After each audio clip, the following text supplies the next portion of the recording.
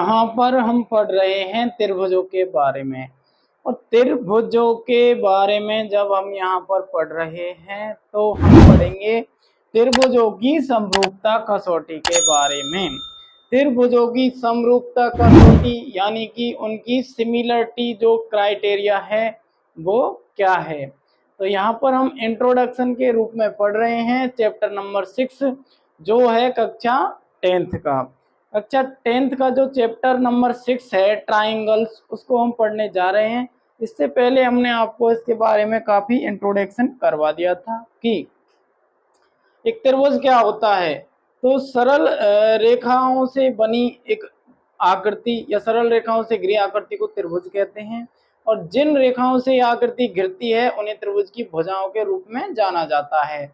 और ये भुजाएं जहां पर मिलती हैं एक दूसरे से उसे त्रिभुज का शीर्ष कहा जाता है। यानी त्रिभुज के शीर्ष 3 होते हैं vertices. There are 3 vertices of a triangle. और जो साइड होती हैं वो रेखाओं से मिलकर वो साइड बनती हैं। और त्रिभुज को हम किस प्रकार से इंडिकेट करते हैं, एक त्रिभुज का छोटा चिन्ह बनाकर उसे इंडिकेट करते हैं कि भाई ये त्रिभुज है और उसे ABC नाम दे देते हैं। तो इस प्रकार के त्रिभुज के 3 कोण होते हैं, 3 एंगल होते हैं, 3 साइड्स होती हैं और 3 वर्टिसेस त्रिभुज में होते हैं। ये सब कुछ हमने पढ़ा था। और इसके बाद हमने पढ़ा था कि सर्वांगसम आकृतियां क्या होती हैं, यानी कॉन्ग्रुएंट फिगर्स क्या होते हैं, सिमिलर फिगर्स क्या होते हैं, इनके बारे में हमने पढ़ा था। तो हमने पढ़ा था कि वे आकृतियां या ऐसे त्रिभुज, वे आकृतियां जिनके आकार तथा आमाप यानी कि शेप एंड साइज जिनके इक्वल हो उन्हें हम कॉन्ग्रुएंट फिगर्स कहते हैं। और जिनके शेप समान हो लेकिन उनकी साइज आवश्यक रूप से समान ना हो उन्हें समरूप यानी सिमिलर फिगर्स कहते हैं। इसके बाद हमने पढ़ा था कि एक त्रिभुज की एक भुजा के समानांतर 2 अन्य भुजाओं को अलग अलग बिंदुओं पर प्रतिच्छेद करने वाली एक रेखा त्रिभुज में यदि खींची जाती है तो वह जो रेखा होती है त्रिभुज की अन्य 2 भुजाओं को समान अनुपात में विभाजित करती है। और इसके बाद हमने देखा था कि त्रिभुज में यदि एक ऐसी रेखा है जो त्रिभुज को 2 अलग अलग बिंदुओं पर, त्रिभुज की 2 भुजाओं को 2 अलग अलग बिंदुओं पर प्रतिच्छेद कर रही है तो वह जो रेखा है वह दोनों भुजाओं को समान अनुपात में विभाजित करती है तो वह रेखा तीसरी भुजा के समानांतर होगी। यहाँ तक हमने पढ़ा था। और अब हम पढ़ते हैं क्या, अब हम पढ़ते हैं कि सिमिलरिटी क्राइटेरिया क्या होता है। तो हम यहाँ पर लिख देते हैं कि सिमिलरिटी क्राइटेरिया क्या होता है, यानी समरूपता कसौटी क्या होती है ट्राइंगल्स के बारे में। तो हम यहाँ पर लिख देते हैं कि त्रिभुजों की समरूपता हम पढ़ने जा रहे हैं जिसमें हम पढ़ते हैं सिमिलरिटी क्राइटेरिया। तो देखो यहाँ पर लिख देते हैं हम SIMILARTY सिमिलरिटी क्राइटेरिया। जब हम सिमिलरिटी क्राइटेरिया की बात करते हैं तो हम ए यानी सबसे पहले हम पढ़ते हैं एंगल यानी कि किन्हीं 2 त्रिभुजों में, यानी 2 त्रिभुजों में उनके संगत कोण बराबर हैं तो उनकी संगत भुजाएं समान अनुपात में होंगी और ये दोनों त्रिभुज एक दूसरे के समरूप होंगे। देखिए हम यहाँ पर लिख देते हैं 2 त्रिभुजों में, हम यहाँ पर लिखेंगे कि 2 त्रिभुजों में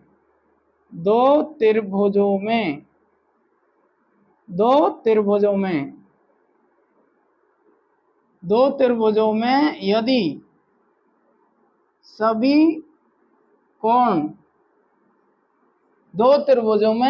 सभी कोण क्या हैं, बराबर हैं। 2 त्रिभुजों में यदि सभी कोण एक क्या है, बराबर हैं, यानी कि जो 2 त्रिभुजों में सभी कोण बराबर हों, यानी कि दोनों त्रिभुजों के संगत कोण आपस में क्या हों, बराबर हों। 2 त्रिभुजों में यदि सभी कोण बराबर हैं या फिर हों तो उनकी संगत भुजाएं, उनकी संगत भुजाएं, संगत यानी करेस्पॉन्डिंग, उनकी संगत भुजाएं करेस्पॉन्डिंग साइड क्या होंगी, उनकी संगत भुजाएं समान अनुपात में होंगी। कैसे रेशो में होंगी, समान, उनका जो रेशो होगा भुजाओं का, साइड्स का जो रेशो होगा वो इक्वल होगा, कि भुजाएं समान अनुपात में होंगी, समान अनुपात में होंगी। और दोनों त्रिभुज क्या होंगे, दोनों त्रिभुज समरूप त्रिभुज कहलाएंगे।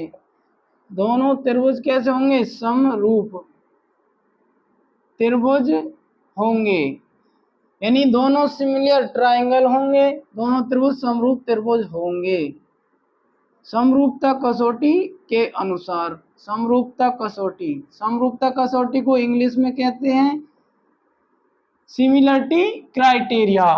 समरूपता कसौटी, समरूपता जो कसौटी है कौन सी, ए के अकॉर्डिंग, यानी इस समरूपता कसौटी के अकॉर्डिंग जो दोनों ट्रायंगल हैं वो क्या होंगे, दोनों ट्रायंगल आपस में सिमिलर होंगे, क्योंकि दोनों त्रिभुजों के तीनों कोण आपस में बराबर हैं। तो वे क्या करेंगे कि इसके बाद उनकी जो कॉरेस्पॉन्डिंग साइड्स होंगी वो इक्वल रेशो में होंगी, समानुपाती होंगी, प्रोपोर्शनल होंगी। तो क्या होगा कि दोनों त्रिभुज एक दूसरे के सिमिलर होंगे, यानी कि दोनों त्रिभुज एक दूसरे के समरूप होंगे। इसके बाद हम एक और लेते हैं दूसरी कसौटी, ये अपन की पहली हो जाती है। दूसरी है कि यदि दो त्रिभुज दिए हुए हैं और दो त्रिभुजों में दो कोण क्रमशः दूसरे त्रिभुज के दो कोणों के बराबर हैं तो उनकी संगत भुजाएं भी बराबर होंगी, और इस प्रकार से दोनों त्रिभुज समरूप त्रिभुज कहलाएंगे। यहाँ पर हम लिख देते हैं कि दो त्रिभुजों में, त्रिभुज यानी ट्रायंगल, दो त्रिभुजों में एक त्रिभुज, दो त्रिभुजों में एक त्रिभुज के दो कोण, दो त्रिभुजों में एक त्रिभुज के दो कोण क्रमशः, दो त्रिभुजों में एक त्रिभुज के दो कोण क्रमशः दूसरे त्रिभुज के दो कोणों के क्या हो, बराबर हो, दो कोणों के बराबर हो। दो त्रिभुजों में एक त्रिभुज के दो कोण दूसरे त्रिभुज के दो कोणों के बराबर हों तो वे दोनों त्रिभुज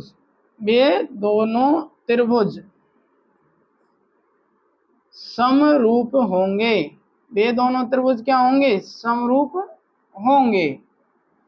और समरूपता कसौटी कौन सी लगेगी, यानी कि समरूपता यानी सिमिलरिटी क्राइटेरिया, समरूपता कसौटी सिमिलरिटी क्राइटेरिया ए के अनुसार ये जो त्रिभुज होंगे वो कैसे होंगे, समरूप होंगे। अब हम पढ़ते हैं कि दो त्रिभुजों में यदि एक त्रिभुज की तीनों भुजाएं दूसरी त्रिभुज के तीनों भुजाओं के बराबर हैं, समान अनुपात में हैं, तो वे त्रिभुज क्या होंगे, समरूप होंगे। एक लाइन हम यहाँ पर और लिख देते हैं कि यहाँ पर हम लिखते हैं कि दो त्रिभुजों में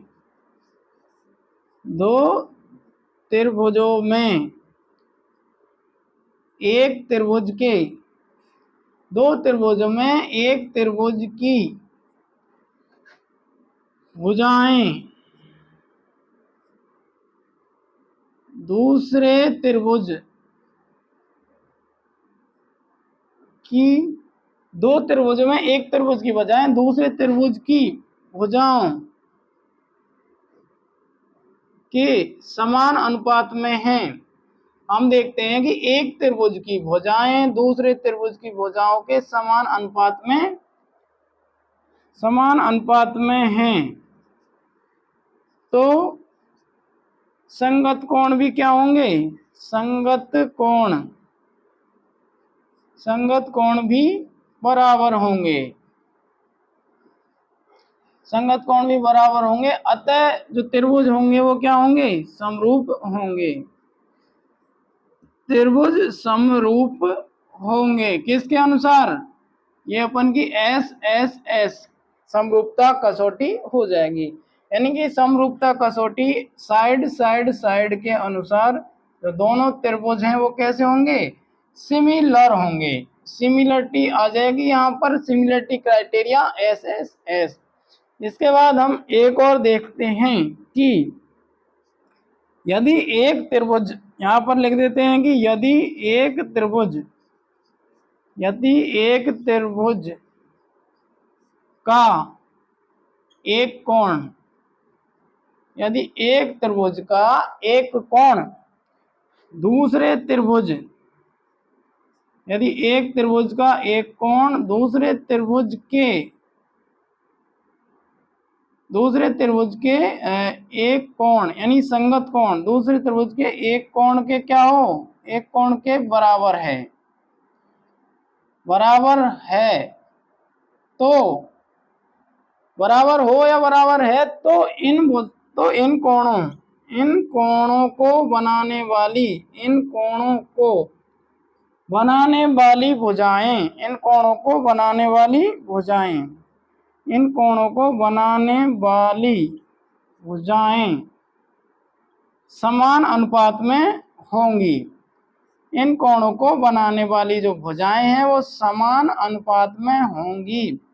और इसी प्रकार यहाँ पर लग जाएगी समरूपता कसौटी, यानी सिमिलरिटी क्राइटेरिया। समरूपता कसौटी कौन सी लगेगी यहाँ पर? समरूपता कसौटी हो जाएगी एस ए एस।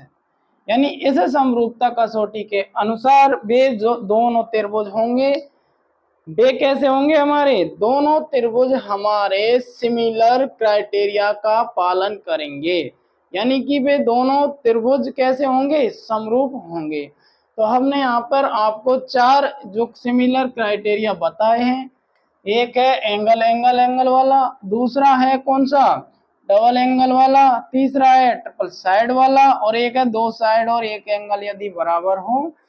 तो इस प्रकार के दिए हुए हमारे जो त्रिभुज हैं वो हमारा समरूपता का पालन करेंगे और वो दोनों त्रिभुज एक दूसरे के समरूप कहलाएंगे। इसके बाद हम अगला पढ़ते हैं। यहाँ पर हम लिख देते हैं कि दो समरूप त्रिभुज आपको दे रखे हैं। दो समरूप त्रिभुजों, कैसे? दो समरूप त्रिभुजों का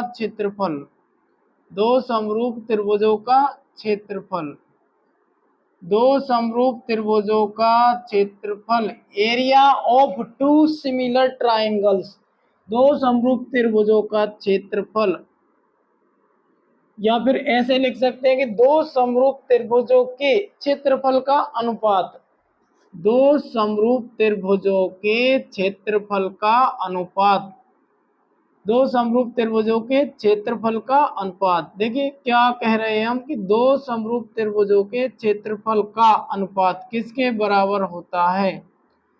तो हम यहाँ देखेंगे कि दो समरूप त्रिभुजों के क्षेत्रफल का अनुपात उनकी, यानी उन दोनों त्रिभुजों की जो संगत भुजाएं हैं उनकी संगत का मतलब होता है करेस्पॉन्डिंग, उनकी संगत भुजाओं के अनुपात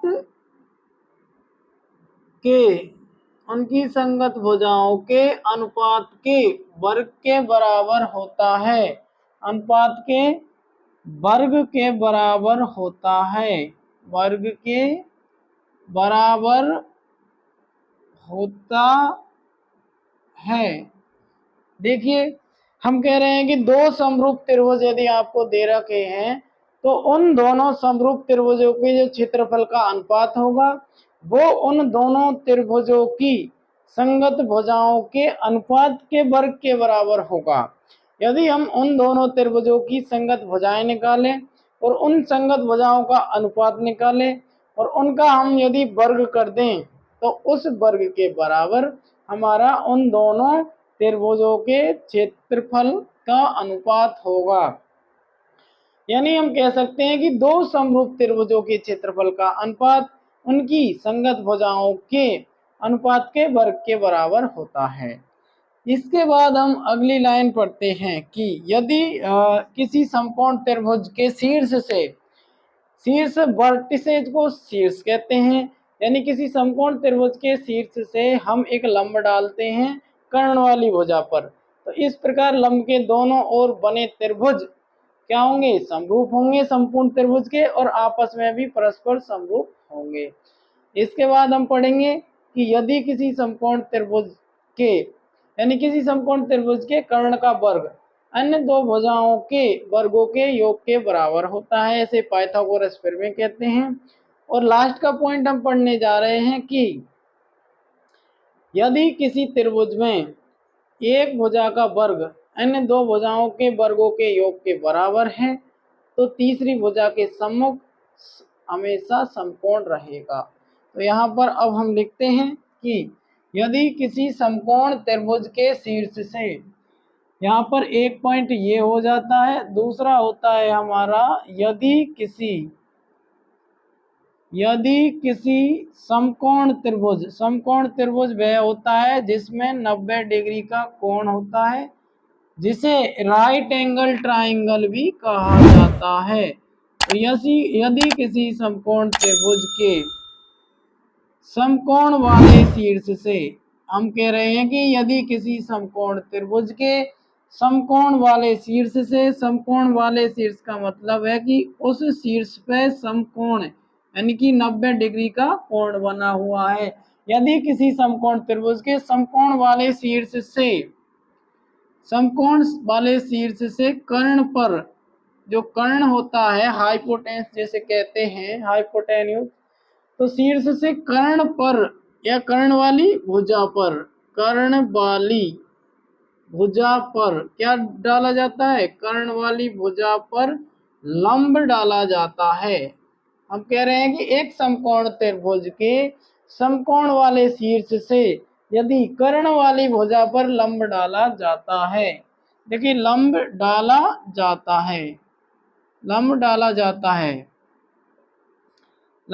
जाता है तो इस प्रकार दो त्रिभुज बनेंगे। लंब डाला जाता है तो लंब के दोनों ओर बने त्रिभुज, हम लिखेंगे यहाँ पर लंब के दोनों ओर बने त्रिभुज।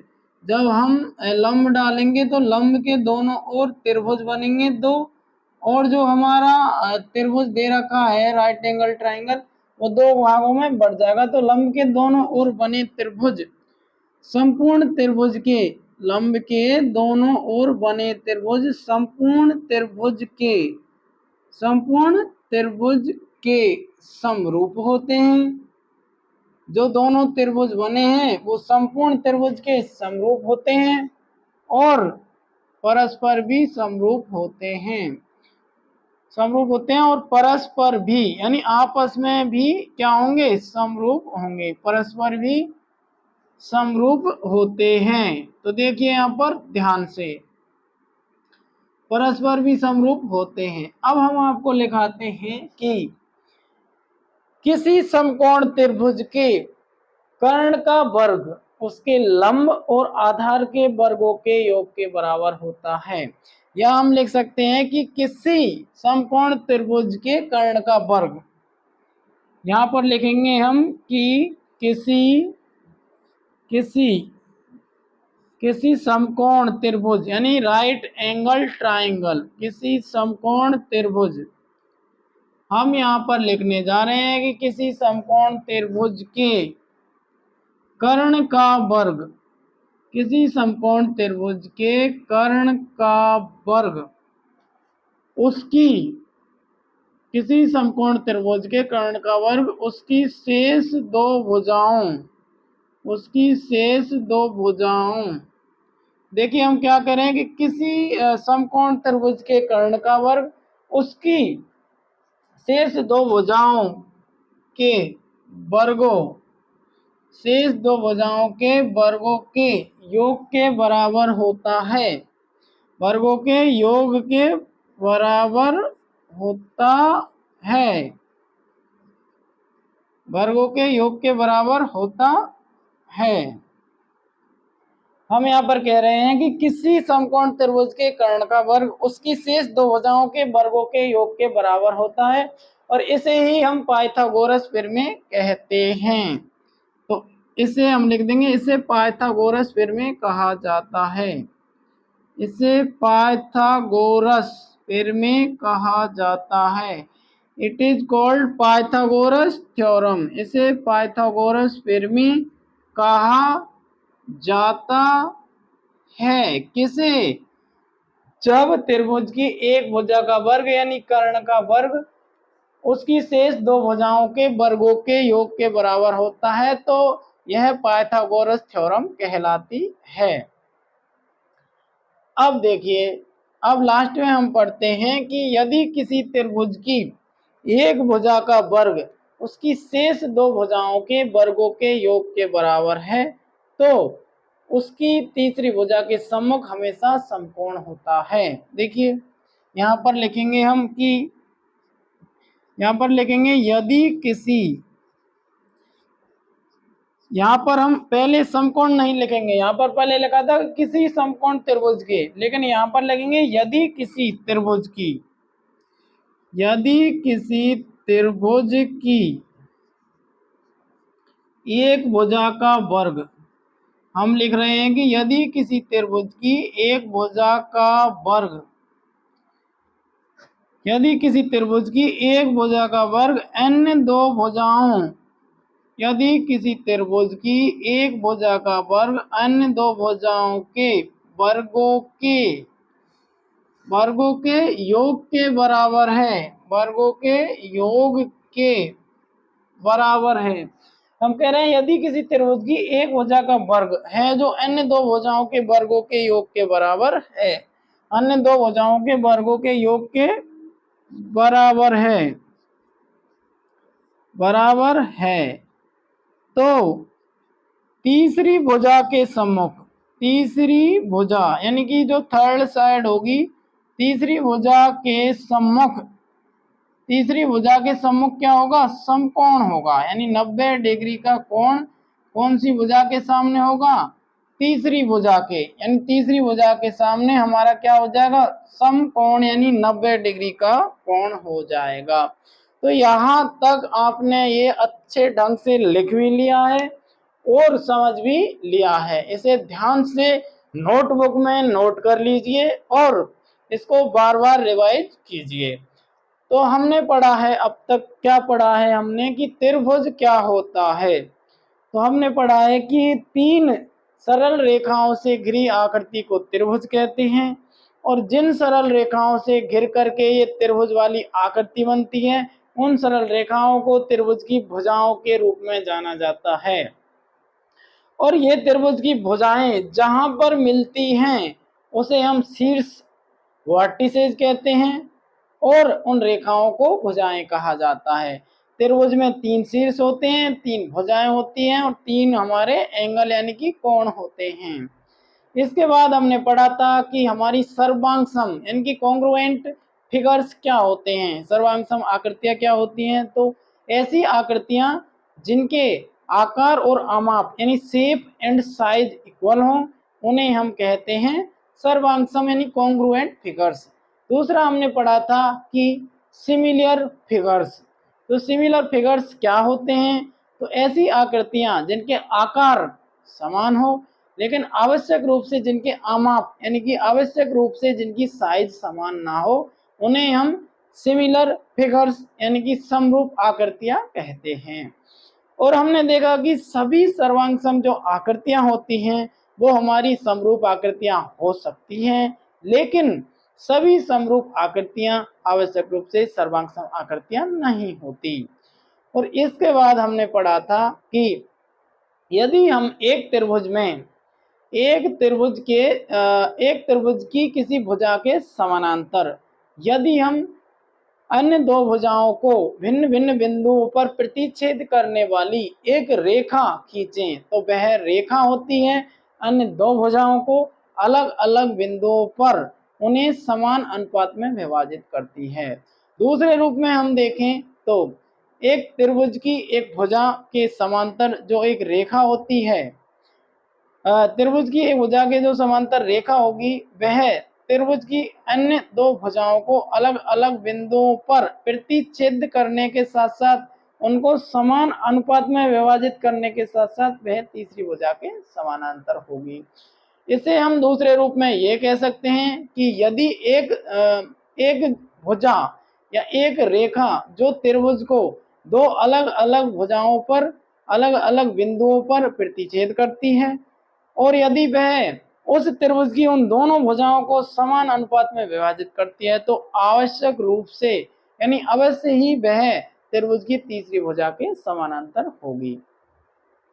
इसके बाद हमने पढ़ा था कि जो त्रिभुज के कोण होते हैं, जैसे हमने पढ़ा था कि ए यानी कि जो त्रिभुज का ये नियम है, जो सिमिलरिटी क्राइटेरिया है वो पढ़ा था हमने। ये हमने 4 प्रकार के पढ़े थे। सबसे पहले हमने पढ़ा था कि त्रिभुज की सभी भुजाएं यदि बराबर हैं तो उसके कोण भी संगत कोण भी बराबर होंगे। इसे एस समरूपता कसौटी के नाम से जाना जाता है। दूसरा हमने पढ़ा था कि यदि त्रिभुज के जो कोण हैं वो सभी कोण बराबर हैं, संगत कोण बराबर हैं, तो त्रिभुज की भुजाएं भी समान अनुपात में होंगी। इसे ए यानी एंगल सिमिलरिटी क्राइटेरिया के नाम से जाना जाता है। एक हमने पढ़ा था कि यदि एक त्रिभुज का एक कोण और दूसरे त्रिभुज का जो संगत कोण है वही बराबर हो तो जो संगत भुजाएं हैं वो भी क्या होंगी, बराबर होंगी, और इसे हम कहेंगे एस यानी दो भुजाएं बराबर है और एक कोण बराबर है। एक हमने पढ़ा था कि यदि एक त्रिभुज के दो कोण दूसरे त्रिभुज के दो कोणों के बराबर हैं तो इसे हम ए यानी एंगल सिमिलरिटी क्राइटेरिया के नाम से जानते हैं। इसके बाद हमने पढ़ा था कि दो त्रिभुज समरूप होते हैं, यानी दो जो समरूप त्रिभुज हैं उनका जो दो समरूप त्रिभुजों का जो क्षेत्रफल होता है वो किसके बराबर होता है। तो हमने पढ़ा था कि दो समरूप त्रिभुजों के क्षेत्रफल का जो अनुपात होता है वो उनकी संगत भुजाओं के अनुपात के वर्ग के बराबर होता है। इसके बाद हमने पढ़ा था कि यदि हम एक समकोण त्रिभुज के समकोण वाले शीर्ष से उसके कर्ण पर यानी कि उसके हाइपोटेन्यूज पर एक परपेंडिकुलर डालें तो वह परपेंडिकुलर उस त्रिभुज को दो त्रिभुजों में बांट देगा और ये दोनों त्रिभुज उस संपूर्ण त्रिभुज के क्या होंगे, सिमिलर होंगे, या फिर वो अपने आप में भी सिमिलर होंगे। इसके बाद हमने पढ़ा था कि यदि एक त्रिभुज है यानी कि एक समकोण त्रिभुज है उसके कर्ण का जो वर्ग होता है, कर्ण जो त्रिभुज में सबसे बड़ी वजह होती है, तो समकोण त्रिभुज के कर्ण का वर्ग उसकी शेष दो भुजाओं के वर्गों के योग के बराबर होता है। इसे हम पाइथागोरस प्रमेय के नाम से जानते हैं। दूसरा हमने पढ़ा था कि यदि एक त्रिभुज में एक भुजा का वर्ग अन्य दो भुजाओं के वर्गों के योग के बराबर है तो जो तीसरी भुजा के सम्मुख जो कोण होगा वो आवश्यक रूप से समकोण होगा। तो यहाँ तक आपने ध्यान पूर्वक अटेंशन के साथ पढ़ लिया है और हम यहाँ पर आपको एक फिगर भी बना देते हैं जो हमारे समकोण त्रिभुज का है। कुछ ऐसा हमारा समकोण त्रिभुज ये होता है। ये 90 डिग्री का कोण है, जैसे राइट एंगल ट्रायंगल ये पूरा कहलाता है, और ये जो चिन्ह है ये 90 डिग्री का होता है। यहाँ पर हम इसे ए बी और सी नाम दे देते हैं। ये हमारा एच है, एच फॉर कर्ण यानी कि हाइपोटेन्यूज, ये है अपना, ये बेस हो जाएगा और ये हो जाएगा परपेंडिकुलर यानी कि कर्ण है लंब, ये आधार, ये कर्ण है, ये लंब है और ये हमारा आधार है। तो इस प्रकार से हम यदि भुजाओं के नाम भी दें तो सी के सामने की भुजा सी कहलाएगी, बी के सामने की भुजा क्या कहलाएगी, बी कहलाएगी, और एक कोण ए के सामने की भुजा ए कहलाएगी। यहाँ पर इन कोणों से यदि हम तुलना करें तो कोण सी के सामने जो भुजा है वो स्मॉल सी है, कोण ए के सामने स्मॉल बी है और कोण बी के सामने स्मॉल बी वाली भुजा हो जाएगी।